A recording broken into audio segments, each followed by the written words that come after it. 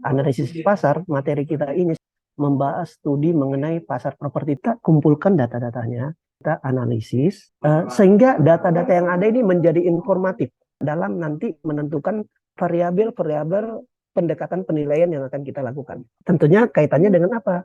Objek yang akan kita nilai. Melalui studi pasar properti ini dapat kita ketahui bagaimana hubungan supply demand saat ini yang akan datang dari objek penilaian dan bagaimana pembandingnya, properti pembandingnya. Ini sebagai dasar bagi penilai untuk bisa menentukan nanti nilai pasar dari objek penilaian atau dalam rangka digunakan untuk mengambil keputusan investasi. Kemudian tujuannya apa? Kita melakukan analisis. Dengan ini kita akan tentunya akan meneliti bagaimana supply dan demand, lalu diidentifikasi apa kebutuhan konsumen yang mungkin belum terpenuhi dan memberikan besaran ruang yang dibutuhkan sehingga yang kita planning ini tepat sasaran. Kemudian juga membantu pihak yang berkepentingan, dalam hal ini kita selaku satker, kemudian juga mungkin rekanan, kemudian juga mungkin pengelolanya, atau mungkin penjual kalau di calon pembeli ya kalau di penjualan. Ini dalam mengambil keputusan terkait permasalahan propertinya. Seperti di mana lokasi kantor apartemen paling tepat kalau kita punya ada beberapa tanah, ini paling tepat jadi kantor kayak atau apa ya. Lalu kita berbicara lagi ukurannya, tipe bangunannya, di lahan mana, atau kita berbicara penentuan maintenance ya.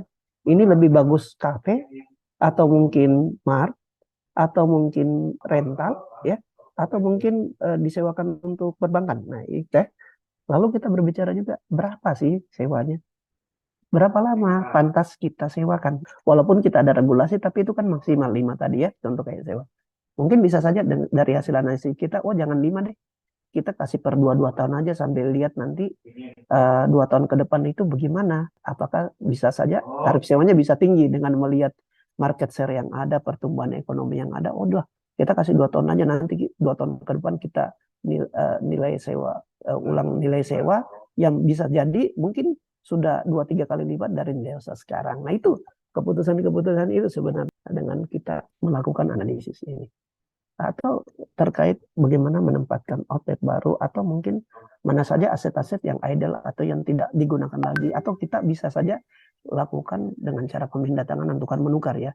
Umpama aset kita yang ini dengan aset yang mana dari pihak ketiga itu bisa saja. Nah ini tujuan dari analisis pasar. Bagaimana manfaat analisis pasar properti. Nah yang kuning ini yang relevan dengan tusi Bapak Ibu sekalian. Dalam rangka analisis pasar properti ini, dalam rangka menilai properti, Anda selaku nanti penilai atau calon penilai BMD, dan juga akan bermanfaat analisis properti ini dalam melakukan analisis keuangan. Nah ini analisis keuangan nanti ini juga akan relevan di saat Bapak Ibu akan melakukan namanya analisis high and best use ya, penggunaan teknik dan terbaik, atau di saat kita akan melakukan namanya penyertaan atau skenario lainnya ya terkait aksi korporasi, contoh kayak kita punya BUMD atau apa, kita mau suntik modal bagaimana, kita akan analisis pasar properti ini akan menjadi salah satu dasar dalam melakukan analisis keuangan.